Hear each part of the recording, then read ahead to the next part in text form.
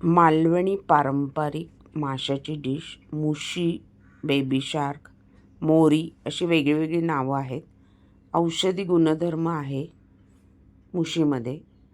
उष्ण प्रवृत्ती असल्यामुळे कंबर सांधेदुखीसाठी उत्तम आणि चवीलाही अप्रतिम लागते.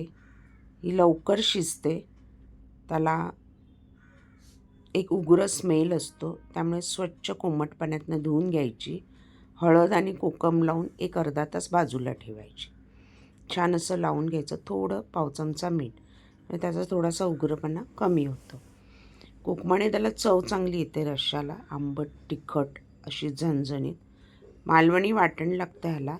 मटणाला आपण करतो तसं. त्याच्यात थोडे गरम मसाले घातले की त्याची चव अजून छान झणझणीत आणि चमचमीत होते. कांदा घेतला आहे अर्धा उभा चिरून, एक लसूण कांदा आणि फक्त सुकं खोबरं वापरलं आहे, अगदी पाव तुकडा, कारण थोडी आहे आणि मला घट्ट अशी अंगाबरोबर सुकी करायची आहे. खूप पातळ नसतेच ही करायची. खरं ते करून शिळी खाण्यात मजा आहे.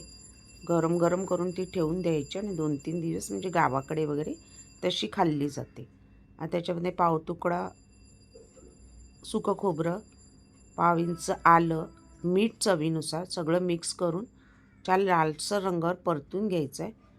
आता मध्ये थोडं तेल टाकून थोडे थोडे गरम मसाले, एक दालचिनी तुकडा, अर्ध चक्री फूल, पाव जायफळ, पाव चमचा काळी मिरी, 2 लवंग, थोडेसे दगडी फूल, जायपत्री जराशी, धने बडीशेप अर्धा चमचा, अर्धा चमचा खसखस.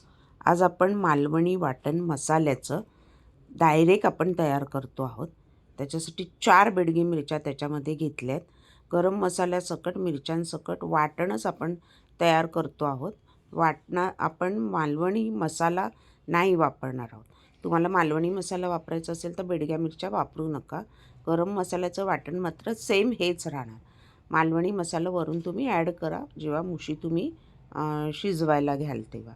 आपण वाटणातच मसाला रेडी करतो आहे. आता बेडगी मिरच्या खरपूस छान परतून घ्यायच्यात. कुरकुरीत होतात, म्हणजे त्या छान अशा मऊ वाटल्या जातात.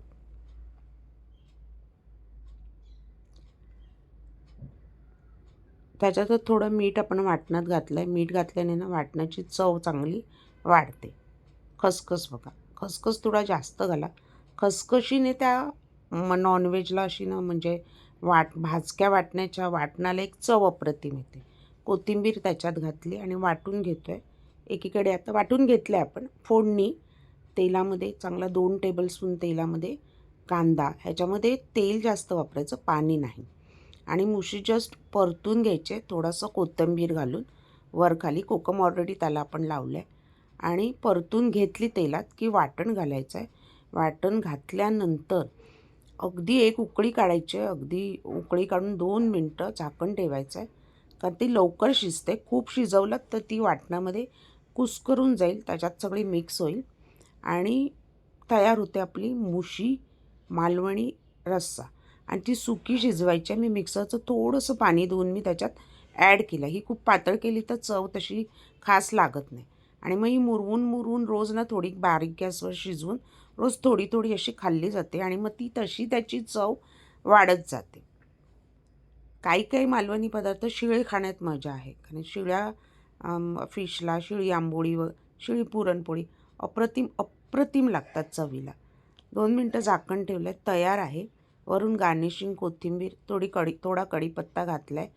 भाकरी चपातीबरोबर अप्रतिम चवीला आणि औषधी गुणधर्म असणारी, थंडीत स्पेशली ही खाल्ली जाते.